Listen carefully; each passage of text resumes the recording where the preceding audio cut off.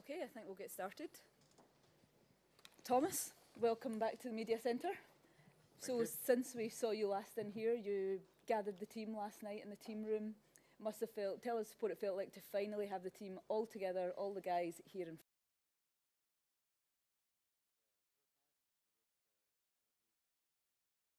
a lot of thoughts and a lot of time goes into it. So to get them all together and, you know, wives and partners, and we just had a nice dinner last night, nice time, and yeah, you know, all excited and ready to go. And obviously there was a lot of chat about last week. I'm sure Rosie will pick up the bill this week, but you know, there was a lot of chat about that. And you know, they all kind of get together, and obviously a few of them came from America, but then there was a few guys that's been back home, so they just, you know, hadn't seen each other for a couple of weeks, so they're just kind of catching up with everything. And yeah, and then we had just had a nice evening and off to bed and getting rested and out on the golf course this morning.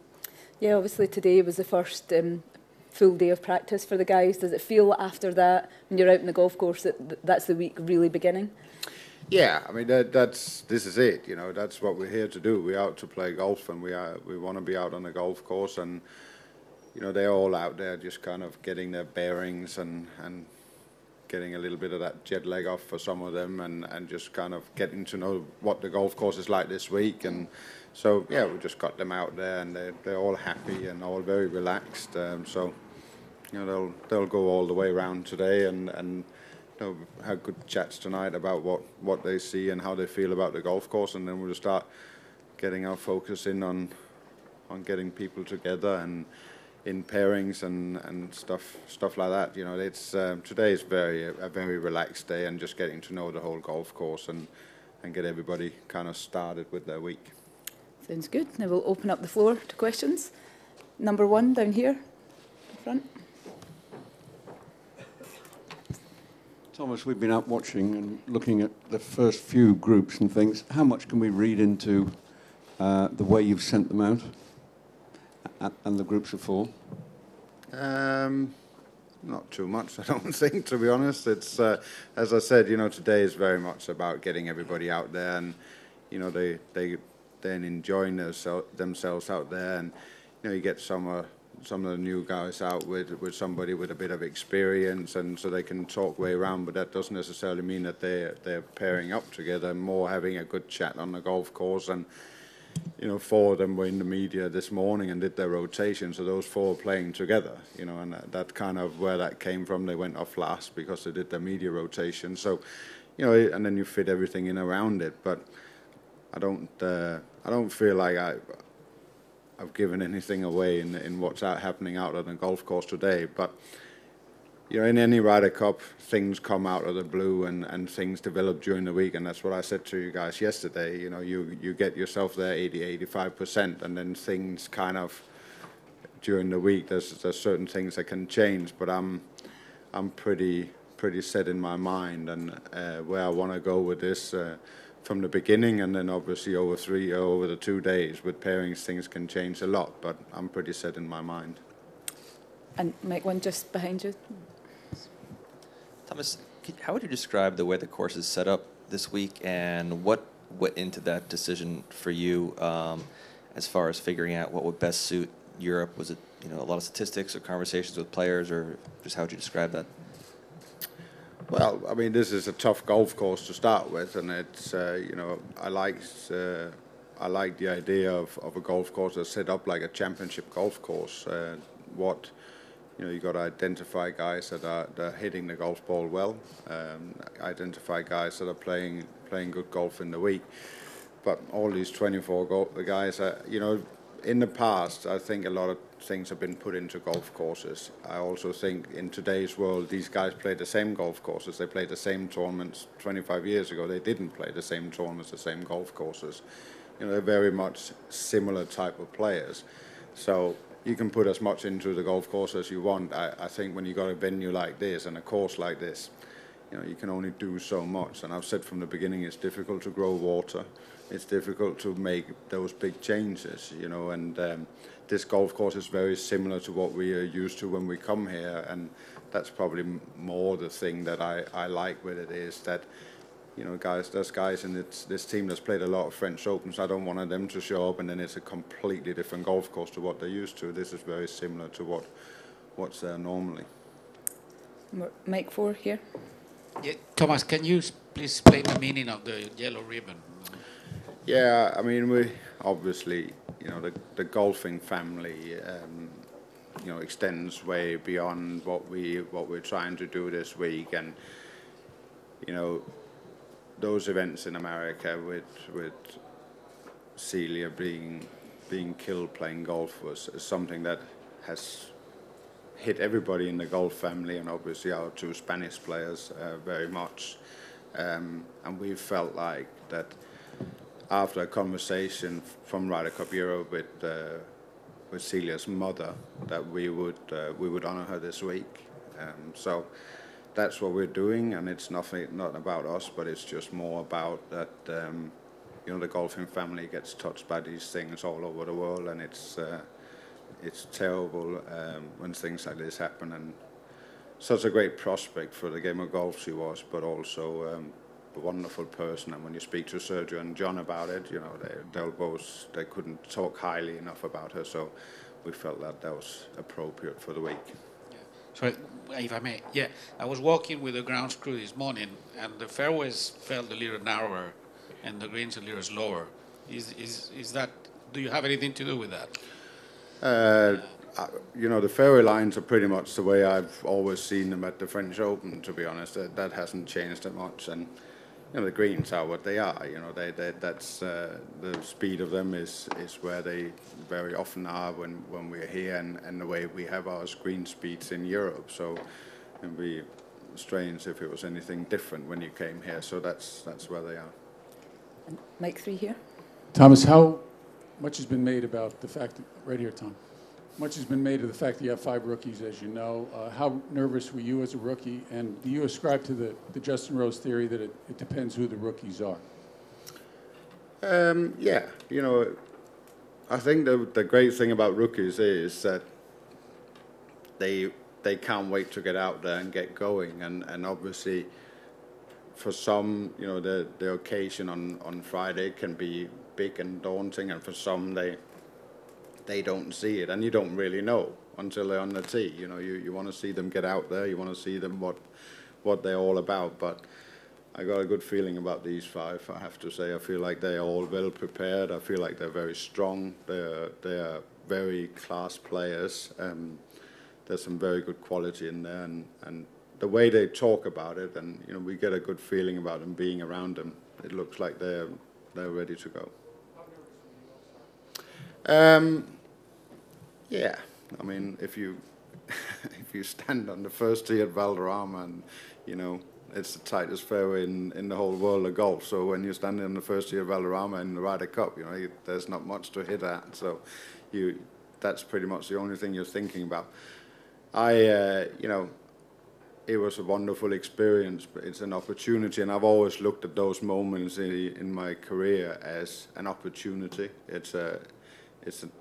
It's a chance to go out and test everything that you work towards. So I always looked at it that way, but that doesn't mean that you're not extremely nervous. You have that kind of excess of feeling in your body, the way you lose a little bit of control of what you're doing. But I felt like I settled into it pretty quickly, which was great. And I think that's kind of the thing of, you know, I'm always nervous when I walk to the first tee, starting around the golf. So it's nothing new, and you know that you settle into it quickly. When you play a regular tour event, you probably settle into it over the first hole, and when you play in the Ryder Cup, it might take 2 or 3 holes, but then you get into playing golf, and off you go. And as long as you know that and you have that experience, it's something that you can deal with.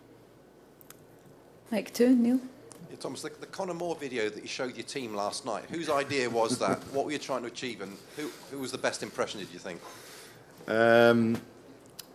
Yeah, that was a team effort, let's put it that way. But obviously we have a wonderful social media team on the European tour that comes up with great ideas. And you know, when you get into what's a week of high pressure, you also gotta have a bit of fun. And you know, I very much always start in a place with stuff like that I wanna, if you're gonna make fun of people, you're going to start making fun of yourself as well. So that's kind of where we went with it, and that set a nice tone. It was a good it was a good atmosphere in that room yesterday. I think that there might be one or two that found out a few truths about themselves, about how people look at them, but they took that all in great spirits.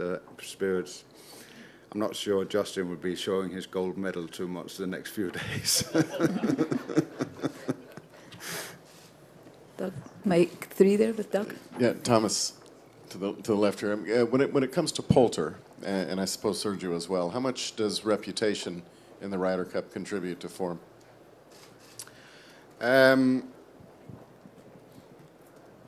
No, heart and what they are contributes a lot, and that's kind of what I've been trying to say about both of them, and maybe in different ways. Ian has a fantastic connection with the fans and the people around. Sergio has a fantastic connection with the players within the room, and that's what they bring.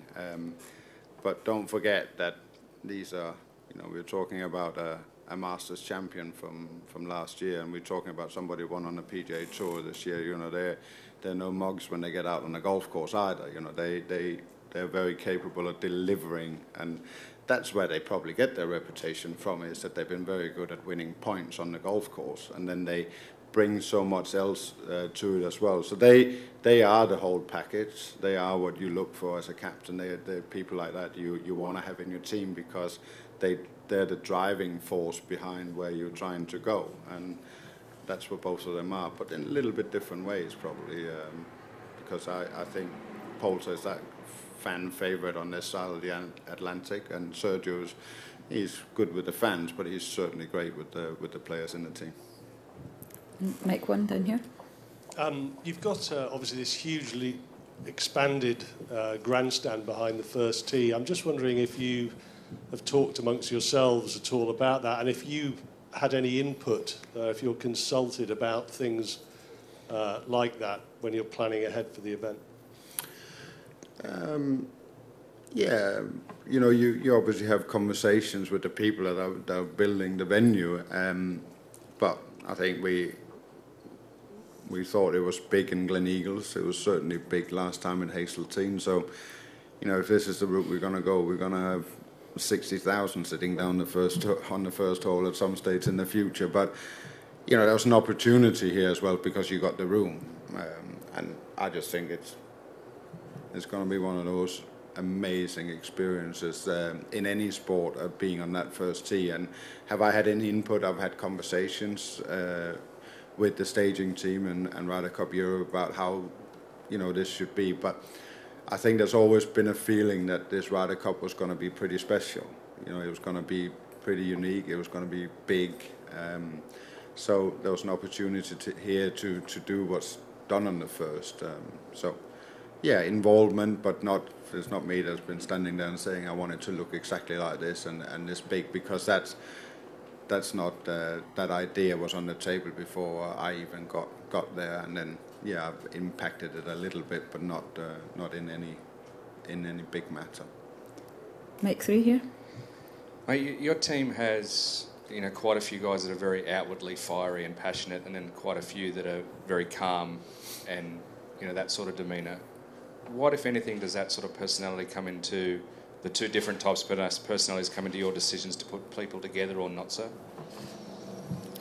Yeah, but those are the personalities you want. You want to have a bit of everything in your team, and they can fit into every situation that you're going out in. So, but do you put two fiery guys out there together and two very calm ones? Well, it's more about how they get on with each other and how their games match. And as I keep saying, in their pairings, there's a lot of things that plays into it. They all are very different, but some guys that are calm can deal with somebody that's fiery out on the golf course. They have no problem with that. And some guys want to have it a little bit different and more a similar type. And it's about talking to them individually and not say, okay, you two do the same thing and then you play well together. That doesn't always happen. It's a lot about talking to them individually and figuring out what they actually like to play with. Mic 1 with Neil here. Thomas, hi. On the fire front, what's your advice to Tyrrell Hatton this week about either keeping a lid on it or letting it all blow? You know, I spent a lot of time with him over the last year or so, and that personality that he is, and the way he comes across when you have him off the golf course is very different than the one you see on it. And he's very warm. He's a really, really lovely guy to be around, and funny. And once you see that side of him, you probably see the things on the golf course a little bit differently. You know, I see the same things as everybody else. But, you know, I want him to be Tyrrell Hatton in everything that he does. And, you know, that's, so you got to find somebody that deals with those things very well. But I want him to be him. I'm not here to try and change any of those 12. They're here because of who they are, and that's what they got to go with. It's not my job to change Tyrrell. He will go out and play with the passion and heart he has, but he's a very, very warm member of our team, and everybody takes to him in that team room, and that makes it a lot easier to deal with you know, those little ups and downs. But you know, I see a lot of myself in him. Mic 4 over here, Thomas. Hi, Thomas. We saw you having a chat with Jon Rahm today. What can you say to a rookie, but not a normal rookie as Jon Rahm, that has so much passion with when he plays? And you know, we have a great Spanish couple, Sevi and Olazabal. Maybe another new great couple in this Ryder Cup? Yeah, John comes in, you know, of a long list of great Spanish players, and you know, Spanish players come into any Ryder Cup team knowing of the history and the torch they carry for Spain in that way, and he will do that. You know, he has that passion and he has a desire. He wants to be on the golf course. Phenomenal player, probably the most exciting player to come in the game since Rory. I think, you know, he's phenomenal. I think he's very powerful, strong. He's got a great attitude towards where he wants to go in his game. Any player that age has things to learn, and this is a part of his whole learning curve as a player, getting into Ryder Cup, experiencing something new. But you only have to talk to him for about 10 seconds and realizing, you know, he's going to take to this very well. He wants to be on that golf course. He wants to win points. He's here for all the right reasons.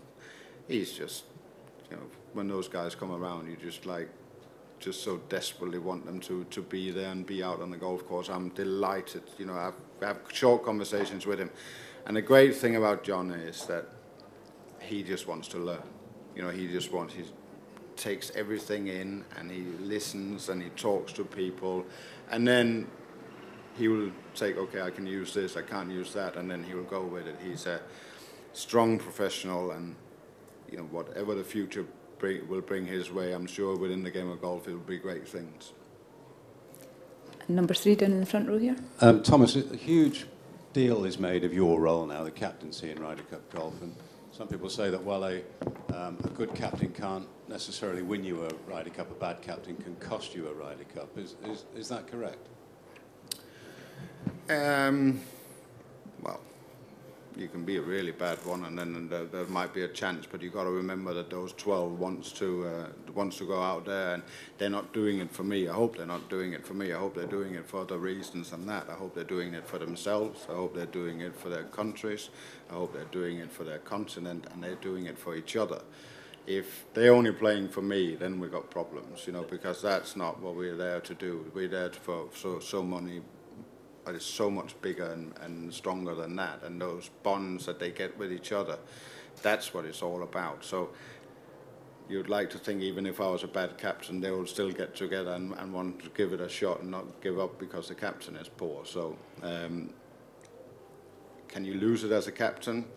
Well, I mean, you've got the final decisions on certain things, and obviously you can mess that up. But I don't think that's captain is the one thing that makes a big difference. I think it's the players that makes a difference, and it's for them to go out and show they want this, and that goes for both teams. Did you get your jacket back in Liverpool, by the way? I didn't know. You didn't get it back? No. That's a shame. And microphone one here. Thomas, how different is this course down over here? Oh, on the side. Sorry. No worries. Those numbers, I don't see them.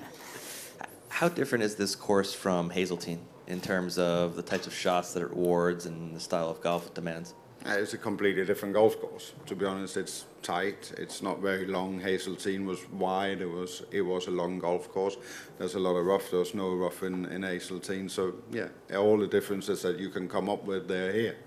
That's it, and that doesn't make Hazeltine a bad golf course, and it doesn't make this one a bad one either. They're both great golf courses in their own rights, and that's what it is. But this is the course we're playing this week, and all those 24 out there now trying to figure out how to play it the best way.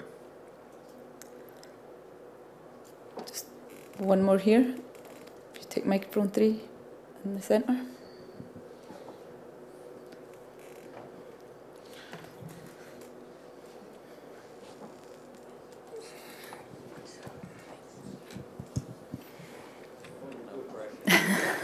They're not used to you asking questions. Thomas, I think you said perhaps it was the PGA that Rory Mcilroy was a player that was about to go boom or could go boom at any time. Just wondering what you feel about his form this year. He's been since Bay Hill. He hasn't quite perhaps put it all together the way he might like. What do you expect from him in terms of that playing, and also in terms of leadership in the team room and that personality that he brings to the game? Well, the good thing about Rory is he's not maybe won the last few weeks or months. He's still thereabouts every time he plays, and that's a quality, shows what quality he has and what he brings on the golf course. I mean, you only you go out there and watch him play. It's just wonderful to watch. He's such a phenomenal ball striker. He does so many great things on the golf course. I always say he's the one guy I'll pay money to watch play. Because he's just quality in all ways. But the steps he's taken off the golf course are brilliant. He brings so much in that team room, and he's great to have conversations with. He's got great ideas. He understands everybody in the team room very well. He really gets under the skin on a lot of those youngsters, and they take to him. And you got people that are great players, and then you got people that have everything. And he's one of those that if you're a young player, you look at him and you look at him maybe in a little bit of a different way, where this is the guy I want to learn from. This is the guy I want to be. The way he plays golf, there's not a golfer in the world that wouldn't want to be like that. So he brings a lot of things. He's just. You all know what he's like. You know how good a guy he is, and it's somebody that you just want to be around. And you put those people like that into a team room, well, then they raise the mood of everybody else, and he's very good at that. So he's obviously a big part of this team, but he's also very understanding that it is a team and it's about all 12, and that's what we go with. Question 4 up here, back left. Compared to the setup of the course during the French Open, have you made some change on the course for Ryder Cup? Not really, in the way that there's still a lot of rough, and the rough changed quite a bit from the summer. I think the first time it rained here since the French Open was this Sunday. So it obviously takes all that long wispy stuff. It takes it away from being that, and now it's a more usual setup with shorter grass but very lush and green. So that's the way the golf course is. But in the way of fairway lines, it's the same. The green speed is the same. The firmness of the golf course is very similar. But yeah, it's a different rough, but it's still equally as difficult to play from. And a final one down here. Thomas, did you issue a captain's decree that you were not to be included in the video, or were you included, and if so, what sort of fun did they make of it? Last night? Yeah. Yeah, I was definitely in that video. It included something like a shower cap that made up for my head, I think, and then some extremely big eyebrows. So, yeah, I was very much included. I don't know if I was the most fun one, but they certainly, well,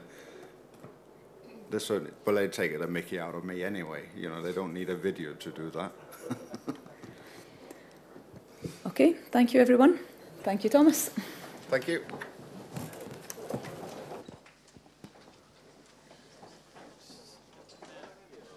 Thank you. I didn't see you. Your hand. I'm sorry.